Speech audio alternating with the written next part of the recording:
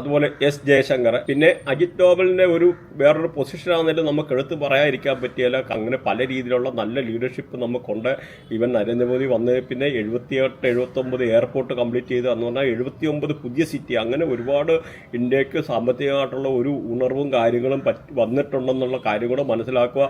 പിന്നെ നമുക്ക് നോക്കിക്കഴിഞ്ഞാൽ ഇന്ത്യക്ക് ഇത്ര വലിയ പോപ്പുലേഷൻ ഉണ്ട്. ലോകത്തിലെ ഏറ്റവും വലിയ ഉത്സവം നടക്കുന്നതെന്ന് പറഞ്ഞാൽ ദ വേൾഡ് ലാർജസ്റ്റ് ഫെസ്റ്റിവൽ എന്ന് പറഞ്ഞാൽ ഇന്ത്യൻ ഇലക്ഷനാണ്. അപ്പോൾ ഈ ഇന്ത്യൻ ഇലക്ഷൻ, അപ്പോൾ ഇന്ത്യയുടെ ഓപ്പർച്യൂണിറ്റി, ഇന്ത്യയുടെ പൊട്ടൻഷ്യൽ, ഇന്ത്യയുടെ പോപ്പുലേഷനെ, അപ്പോൾ അങ്ങനെ എന്ന് പറഞ്ഞാൽ വലിയൊരു സാമ്പത്തിക ശക്തിയായിട്ട് ഇന്ത്യ കുതിച്ചു വരും എന്നുള്ളത് 100%. പക്ഷെ എന്ന് വരില്ല, ഈ 2027 ഒരു ക്രൈസിസ് വരുന്നത് എല്ലാ രാജ്യത്തെയും ഒരുപോലെ അഫക്റ്റ് ചെയ്യുമെന്നുള്ളത് മനസ്സിലാക്കുക. അപ്പോൾ നമുക്കിവിടെ മെയിനായിട്ട് ചില പോയിന്റ് അവിടെ നോട്ട് ചെയ്യേണ്ടതുണ്ട്.